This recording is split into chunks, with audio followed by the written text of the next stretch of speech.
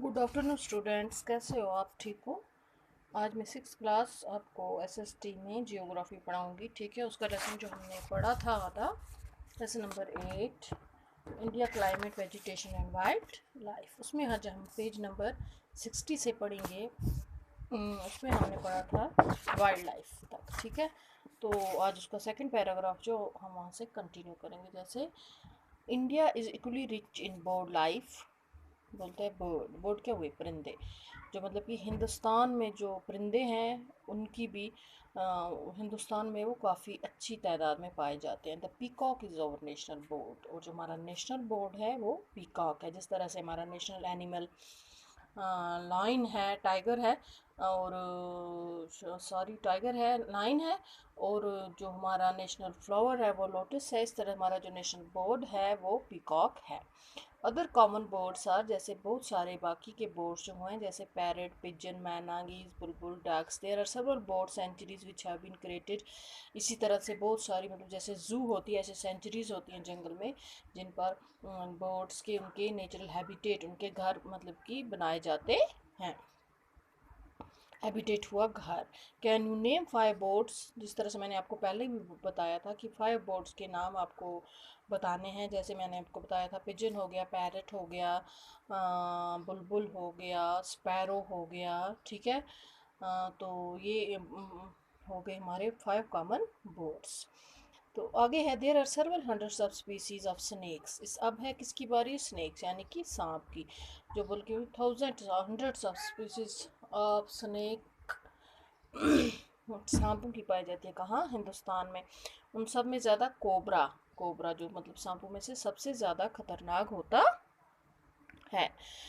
तो फिर उसके बाद है, due to cutting of forests and hunting several species of wild life और इंडिया आर डिक्लाइन रैपिडली। मतलब कि जिस तरह से ये पेड़ कट रहे हैं, जो हमारे जंगली जानवरों की तादाद है वो बहुत कम हो रही है। Many species have already been exist. इनमें से आधी नस्ल ऐसी है जो तकरीबन अब ख़त्म ही हो गई है। In order to protect them many natural park, sanctuaries and biosphere reserves have been set up. और उस इन नस्लों को बचाने के लिए गवर्नमेंट बहुत सारी नई वाइल्ड लाइफ सेंचुरीज बना रही है, हाँ, कि उनको नए से इस्टेब्लिश किया जा सके।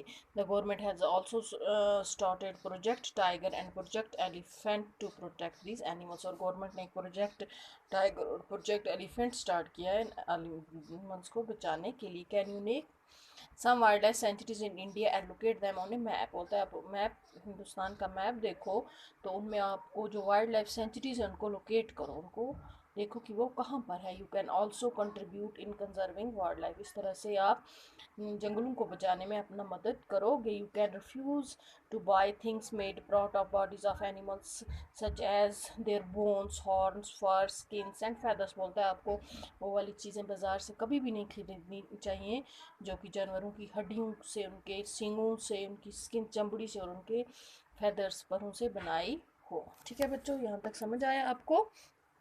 तो उसके बाद है, every year we observe wild life week in the first week of October. और हर साल जो वाइल्ड लाइफ का हफ्ता है वो कब बनाया जाता है? फर्स्ट वीक ऑफ अक्टूबर, यानी कि अक्टूबर के पहले हफ्ते में। To create awareness of conserving the habitats of animal kingdom, ताकि जो अवेयरनेस है लोगों में वो पैदा हो सके एनिमल किंगडम को लेकर। ठीक है बच्चों, उसके बाद है माइग्रेंट्री बर्ड्स। माइग्रेंट्री बर्ड्स हो गए ऐसे परिंदे जो मतलब कि सर्दियों में कश्मीर में चले जाते हैं, सिंह चले जाते हैं, और गर्मियों में फिर आ जाते हैं। गर्मियों में चले जाते हैं, सर्दियों में फिर आ जाते हैं, एक जगह से दूसरी जगह जो बदले, उनको क्या बोलते हैं? माइग्रेंट्री birds. Some birds such as pintail duck, curlews, flaming osprey, and little stunt migrate to our country in winter season every year. ये जो birds के नाम ऊपर बताए हैं, बोलते हैं हर साल मौसम सरमा में हमारे यहाँ से चले जाते हैं। Smallest migratory bird little stint weighing as low as 50 gram. Now Arctic region travel over 8,000 kilometre to reach India. और ये 8,000 किलोमीटर चलकर जाते हैं कहाँ से? हिंदुस्तान से बाहर, और फिर वापस आते हैं। तो ठीक है बच्चों, इस तरह से हमारा ये लेसन आज कंप्लीट हो गया। अब इसकी टेक्सचुअल क्वेश्चन वो मैं आपको अगली क्लास में लिखाऊंगी। तब तक के लिए थैंक यू।